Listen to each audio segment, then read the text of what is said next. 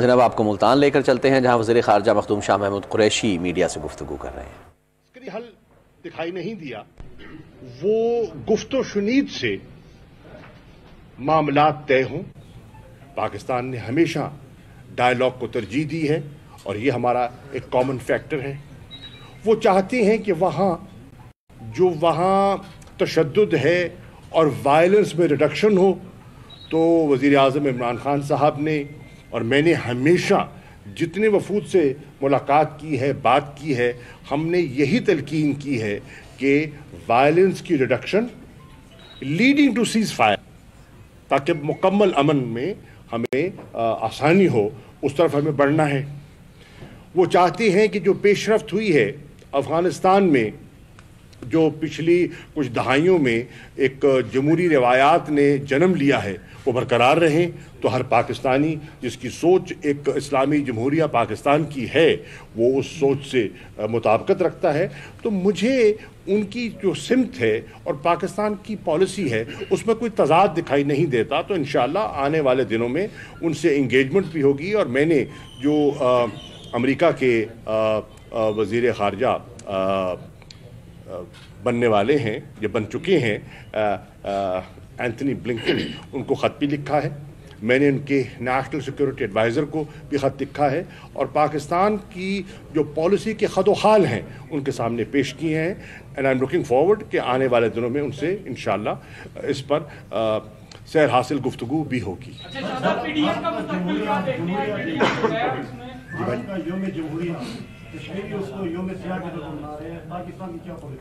دیکھیے، پاکستان تو بالکل سمجھتا ہے کہ جو بھارت کی اس وقت کی پالیسیز ہیں وہ اس سے کشمیری نالا ہیں، مکمل طور پر لا تعلق ہیں، اور اقلیتیں جو ہیں بھارت میں وہ اپنے آپ کو غیر محفوظ محسوس کر رہی ہیں۔ پاکستان نے یہ ایک فیصلہ کیا ہے کہ ان تقریبات میں ہمارے سفارتکار حصہ نہیں لیں گے۔ پیپلز پارٹی کچھ اور کہہ رہی ہے، نون لیگ کچھ اور کہہ رہی ہے، پی ڈی ایم کا مستقبل کیا دیکھتا ہے؟ دیکھیے، میں پہلے دن سے کہہ رہا تھا اور کہہ رہا ہوں کہ پی ڈی ایم ایک غیر فطری اتحاد ہے، یہ کوئی دیر پا اتحاد مجھے دکھائی نہیں دیتا۔ وقتی طور پر کچھ مصلحتوں کے تحت یہ یکجا ہیں، یہ بکھر جائیں گے، اور آپ دیکھ رہے ہیں کہ اس کا آغاز ہو چکا ہے۔ پہلے یہ متفق ہوئے کہ ہم سب ان اسمبلیوں سے مستعفی ہوں گے، لیکن آج آپ دیکھ رہے ہیں کہ استعفوں پر ان میں یکسوئی نہیں رہی۔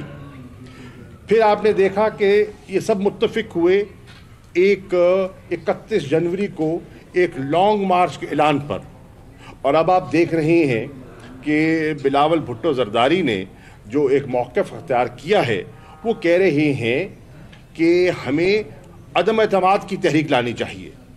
اب عدم اعتماد کی تحریک جو وہ لانا چاہتے ہیں، یہ ایک آئینی ایک شک موجود ہے تحریک انصاف اور اس کے جو اتحادی ہیں۔ انشاءاللہ ہم اس کا مقابلہ کرنے کی پوزیشن میں ہیں، اور انشاءاللہ اس تحریک کو ہم شکست دیں گے، آئینی طریقے سے، پارلیمانی انداز میں، سیاسی انداز میں ہم اس کا سامنا بھی کریں گے اور اس کو شکست دیں گے۔ اب اس سے ایک چیز واضح ہو گئی، جب بلاول بھٹو زرداری صاحب آپ کہتے ہیں کہ ہم تحریک عدم اعتماد لائیں گے، یعنی کہ آپ نے عمران خان صاحب کو آئینی طور پر وزیر اعظم تسلیم کر لیا ہے۔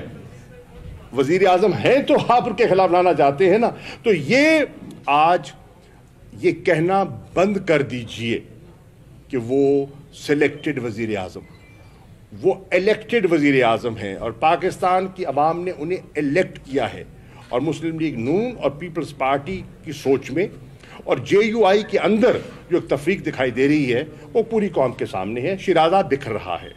شاہ صاحب، آج عوام جن مشکلات سے دوچار ہے، آپ کی حکومت اس مشکلات کو حل کرنے کے لیے کیا سوچ رہی ہے، کیا اقدامات؟ دیکھیے، اس وقت ہمارا ایک جو چیلنج ہے وہ مہنگائی کا چیلنج ہے، اور اس کا ہم سامنا کرنے کی کوشش کر رہے ہیں۔ آج صبح میں نے مختلف پوائنٹس کا دورہ کیا، اور بہاولپور چوک پر ایک جو آٹے کی تقسیم کا سینٹر تھا اس کا خود میں نے جا کے ملاحظہ کیا، اور مجھے یہ جان کر اطمینان ہوا کہ اس وقت ملتان شہر میں 74 پوائنٹس ہیں جہاں آٹا تقسیم کیا جا رہا ہے۔ اس وقت آپ جا کے ملاحظہ کر سکتے ہیں 60,000 تھیلا ہے جو آج 10 کلو کا موجود ہے، اور 30,000 تھیلا ہے جو 20 کلو کا موجود ہے، وہ 860 روپے پہ دستیاب ہے، اور جو 10 کلو کا ہے وہ 430 روپے کا دستیاب ہے۔ اور میں نے لائن میں لگے، قطار میں لگے ہوئے لوگوں سے پوچھا کہ آپ کو اس ریٹ پہ مل رہا ہے؟ تو لوگوں نے کہا ہمیں اس ریٹ پہ مل رہا ہے۔ وافر مقدار میں آٹا موجود ہے، نمبر 1۔ دوسرا میں نے کہا کہ آٹے کی ذرا کوالٹی کو چیک کرتے ہیں، تو میں نے ایک بوری سے آٹا نکلوایا اور اس آٹا دیکھا کہ کیا یہ کھانے کے قابل ہے کہ نہیں۔ الحمدللہ مجھے آٹا صحیح نظر آیا، نمبر 1۔ تو اس سے ظاہر ہوتا ہے کہ حکومت آٹے کی قیمتوں کو مستحق کرنے میں دلچسپی لے رہی ہے۔ جو کمی تھی، شارٹ فال تھی، اس شارٹ فال کو دور کرنے کے لیے وزیر اعظم نے اور کابینہ نے اجازت دی ہے مزید گندم امپورٹ کرنے کی، تاکہ ناجائز ذخیرہ اندوزی سے لوگ فائدہ منافع خوری حد سے زیادہ نہ کر سکیں اور لوگوں کو مناسب قیمت پر آٹا دستیاب ہو۔ اس کے ساتھ ساتھ چینی کی قیمت کو نیچے لایا گیا۔ پھر آپ نے دیکھا کہ جو ایک مافیا ہے اس نے پھر گٹھ جوڑ کیا اور چینی کی قیمتوں کو پھر بڑھایا۔ اس کا بھی حکومت نے تدارک کیا ہے اور چینی کی امپورٹ کا بھی فیصلہ کیا ہے۔ نہ صرف امپورٹ کا فیصلہ کیا ہے، جتنے امپورٹڈ چینی پہ ٹیکسز تھے ان کی رعایت دی ہے تاکہ مناسب قیمت پر چینی دستیاب ہو۔ کاشتکار کو بھی گنے کا صحیح ریٹ ملے وقت پہ چلے۔ نئی قانون سازی بھی کی گئی، امپورٹ بھی کی گئی اور ریگولیشن میں بھی بہتری کی گئی ہے۔ اسی طرح اور جو مشکلات ہیں ان کا ہم سامنا کر رہے ہیں۔ مثال کے طور پر اس وقت ہمیں بہت بڑا چیلنج ہے گیس کی قیمتوں کا، اب ہمیں اور پیٹرول کا اوبیسلی۔ میں آ رہا ہوں سوال یہ ہے کہ میں آ رہا ہوں بھائی جان، تینوں چیزوں کی بھائی صاحب میں آ رہا ہوں۔ آپ نے سوال کر دیا، میں آ رہا ہوں۔ ایک سیکنڈ ٹھہریے نا، جواب دینے دیجیے نا، ایک سوال کا مکمل تو ہو جائے نا جواب۔ دیکھیے پہلی بات تو یہ ہے کہ جو ہمیں اس وقت گیس کی قیمتوں کا سامنا ہے، پوری قوم اس کا جائزہ لے کہ آج پاکستان کو ان معاہدوں میں کس نے جکڑا ہے، جن ریٹس پر ہم نے کانٹریکٹ کیے ہوئے ہیں اور کئی سال آگے تک کے کانٹریکٹ کیے ہوئے ہیں، اس پہ کس نے جکڑا ہے۔ قوم جانتی ہے، اور یہ بلیک اینڈ وائٹ کی بات ہے، اس پہ کوئی سیاست نہیں ہے۔ یہ آپ دیکھ سکتے ہیں کہ ان معاہدوں میں ہمیں جکڑا ہے مسلم لیگ نون نے، ان کے معاہدے ہیں جن کو ہمیں آنر کرنا پڑ رہا ہے۔ بجلی کے یہ جو معاہدے ہیں، ہمیں اس میں کس نے جکڑا ہے؟ آپ دیکھ لیں، جنہوں نے جکڑا ہے وہ وہی پارٹیز ہیں جو آج مہنگائی کا رونا رو رہی ہیں اور آئے دن دہائی دے رہی ہیں کہ ملک میں مہنگائی ہو گئی۔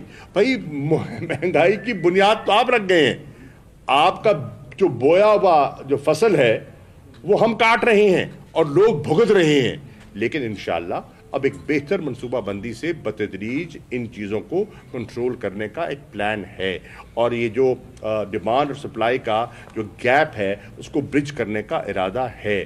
مینجمنٹ کو، ترسیل کو بہتر کرنے کا، ایفیشنسی کو بڑھانے کا، ڈیلیوری میکنزمز کو، ڈسٹریبیوشن لائنز کو اپ گریڈ کرنے کا ایک پلان، ایک جامع منصوبہ بندی کی گئی ہے، اور انشاءاللہ آپ دیکھیں گے آنے والے دنوں میں آپ بہتری محسوس کریں گے۔ اچھا، اپوزیشن نے جو ہے وہ بلاک شیٹ اسکینڈل پر عظمت سعید کی جو ہے تعیناتی اس کو مسترد کر دیا ہے، تو اس پر دیکھیے وہ تو آپ جس کو بھی نامزد کریں گے مسترد کریں گے۔ عظمت سعید صاحب ایک بڑے رسپیکٹڈ جج رہے ہیں سپریم کورٹ کے، ان کا ریکارڈ، ان کی دیانت کسی سے پوشیدہ نہیں ہے۔ اب انہیں گھبراہٹ کس چیز کی ہے؟ جب ان کا دامن صاف ہے تو ان کو گھبراہٹ کس چیز کی ہے؟ وہ پریشانی لاحق کیوں ہے؟ ٹھیک ہے نا، جب یہ ہمارا کیس لے گئے الیکشن کمیشن میں فنڈنگ کا، تو ہم نے تو گھبراہٹ نہیں کی، ہم نے کہا کہ بالکل بڑے شوق سے ہم اپنا حساب دینے کو تیار ہیں، لیکن آپ بھی تو اپنا دیجئے، ہم سے حساب مانگتے ہیں، انشاءاللہ ہم حساب چکائیں گے۔ اور ہم نے ایک تفصیل دی ہے، 40,000 کے لگ بھگ ہم نے ان لوگوں کو نام، پتے، ٹیلی فون نمبر دیے ہیں جو ہمارے ڈونرز ہیں، کیا پیپلز پارٹی، کیا مسلم لیگ نون، अपने डोनर्स की निशानदेही करने के लिए तैयार है, क्या बताने के लिए तैयार है, तो हमने घबराहट का मुजाहरा नहीं किया, क्योंकि हमारा दामन साफ है और हमने पाकिस्तान में पॉलिटिकल फंड रेजिंग का इमरान खान साहब ने आगाज किया, लोगों की जेबों में नहीं, लोगों से कंट्रीब्यूशन लिया, वॉलंटरी कंट्रीब्यूशन। एक नंबर 2, जहां तक ब्रॉडशीट का ताल्लुक है, यह मुआहदा किसने किया था, उनको एंगेज किसने किया था, वो इन्वेस्टिगेशन क्या हुई थी, उसमें पीटीआई का तो कोई अमल दखल नहीं था मुआहदा करने में या मनसूख करने में। हमें तो ये सब चीजें विरसे में मिली हैं। अब एक चीज सामने आई है तो हम चाहते हैं, और आपने इसको इतना उठाया है, तो हम चाहते हैं कि दूध का दूध पानी का पानी हो जाए। और एक इन्वेस्टिगेशन एक कमेटी बनाई थी, उन्होंने सिफारिशात की हैं, तो वजीर आजम ने कहा इसको पूरा इसकी छानबीन हो जाए, इन्वेस्टिगेशन हो जाए। ऑपोजिशन को नुक्ता चीनी की बजाय अपनी सफाई पेश करनी चाहिए, और अगर उनका दामन साफ है तो उन्हें घबराना किसी शख्सियत से नहीं चाहिए। अच्छा, यूएन ने जो है वो नई जारी की है कि जितने भी उनके मुलाजिमीन हैं, जो स्टाफ है, वो पाकिस्तान की किसी भी एयरलाइन पे सफर ना करें। तो देखिए, इस वक्त क्योंकि हमारे कुछ मसला चल रहा है, यूरोपियन यूनियन के साथ चल रहा है, वो पायलट्स के लाइसेंसेस का, जैसे इंशाल्लाह वो दूर हो जाएगा तो वो बहाल हो जाएगा। वक्ती तौर पे ये किया है, ये मुस्तकिल नहीं है, वक्ती तौर पे यकीनन हुआ है।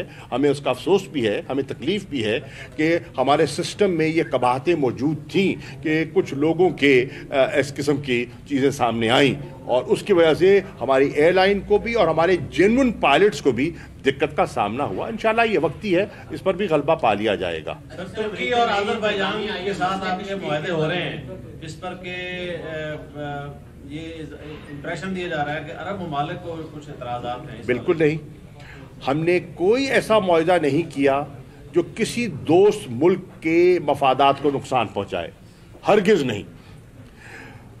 तुर्की ने और पाकिस्तान ने आज़रबाईजान की हिमायत की है और खुल के हिमायत की है, और आज़रबाईजान ने एक बहुत बड़ी कामयाबी हासिल की है।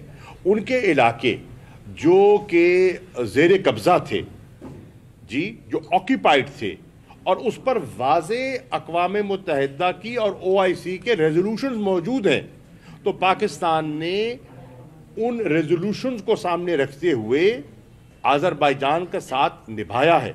और आज वहाँ जो कामयाबी हुई है, आज़रबाईजान के वज़ीर ख़ारजा ने खराज तहसीन पेश किया यहाँ इस्लामाबाद आकर, उन्होंने कहा कि जब हमने कामयाबी हासिल की, जब हमें फतह हुई, तो सड़कों पे हमें अवाम के हाथों में 3 झंडे दिखाई दिए। कौन से 3 झंडे? आज़रबाईजान का झंडा, पाकिस्तान का झंडा और तुर्की का झंडा। ये हमने नहीं थमाए थे, ये लोगों के जज्बात थे, जो वो लोगों का एतराफ़ था, पाकिस्तानी कौम को खराज तहसीन था, तो वो खराज तहसीन पेश वो कर रहे हैं, और कोई ऐसा मुआहदा ना किया है ना करेंगे जिससे किसी बरादर मुसलमान मुल्क को नुकसान पहुंचे। जी भाईजान,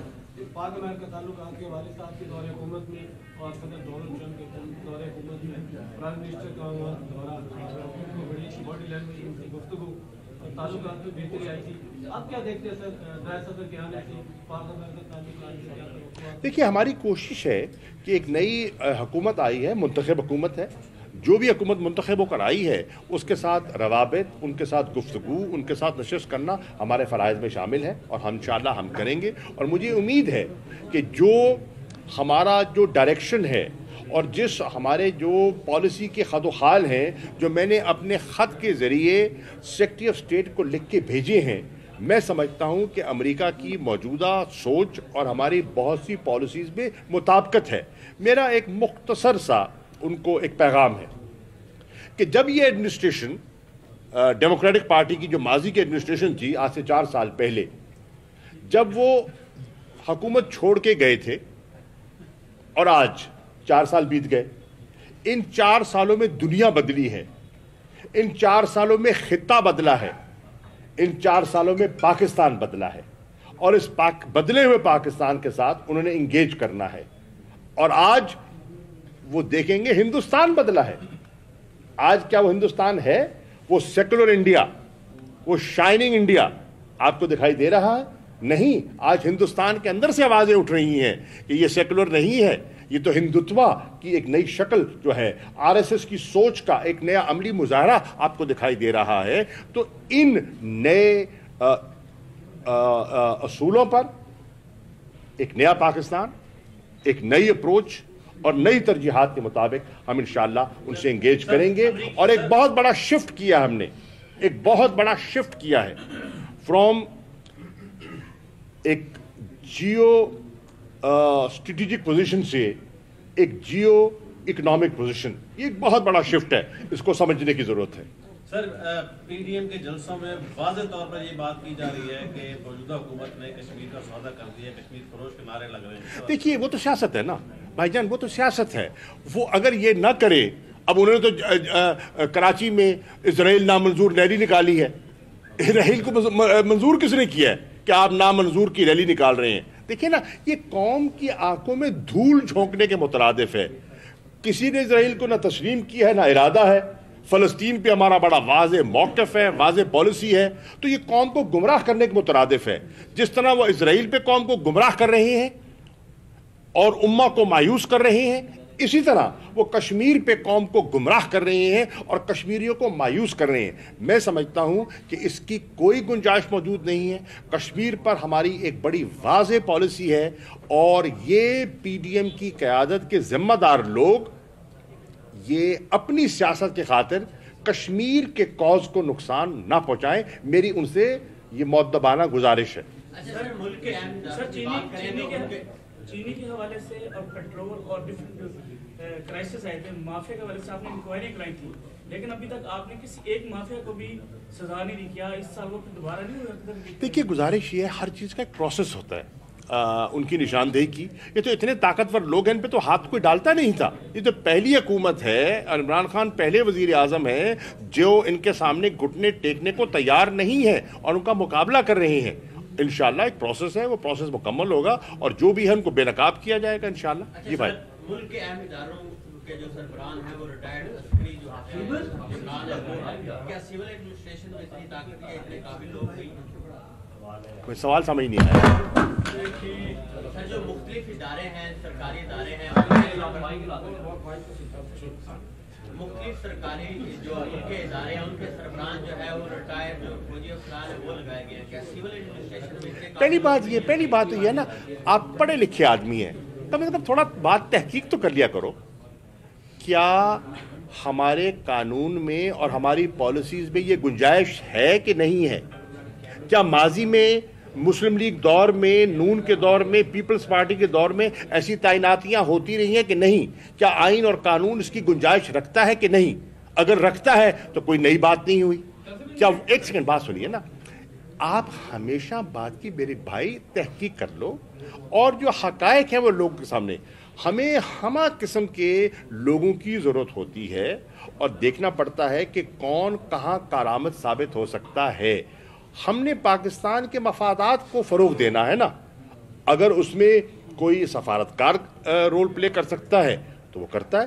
دنیا جہان میں, کیا دنیا جہان میں مختلف طبقات سے لوگوں کو شامل نہیں کیا جاتا؟ دیکھیں, بہت سے امریکن ایمبیسڈرز پرائیویٹ سیکٹر سے لیے جاتے ہیں. کیوں لیے جاتے ہیں؟ کیونکہ وہ سمجھتے ہیں کہ وہ ان کی اکنامک ڈپلومیسی میں کارآمد ثابت ہوں گے. دنیا میں ہوتا ہے, بہت سے ریٹائرڈ لوگوں کو لگایا جاتا ہے, وزیر لگایا جاتا ہے, ڈیفنس سیکٹری لگایا جاتا ہے, سیکرٹری آف اسٹیٹ لگایا جاتا ہے. کیوں لگایا جاتا ہے؟ تو ایسا ہوتا نہیں ہے, اس پہ کوئی گھبرانے کی بات نہیں ہے. تھینک یو بھائی جان. اور سر ملتان کو میں نہیں دیے گئے, انہوں نے ضلع انتظامیہ نے کرپشن کی وجہ سے جب پی ایس ایل میں کرپشن کیا جس کے کیسز نیب میں اور اینٹی کرپشن میں چلے ہیں ضلع انتظامیہ کے سر, اس کے حوالے سے بتائیے. دیکھیے, جس چیز کا مجھے علم نہ ہو میں اس پہ کامنٹ نہیں کروں. Thank you. ملتان میں وزیر خارجہ شاہ محمود قریشی نیوز کانفرنس کر رہے تھے. ان کا یہ کہنا تھا کہ ہم ہمسایہ ملکوں کے ساتھ بہتر تعلقات کے خواہاں ہیں, کشمیری بھی بھارت سے نالاں ہیں.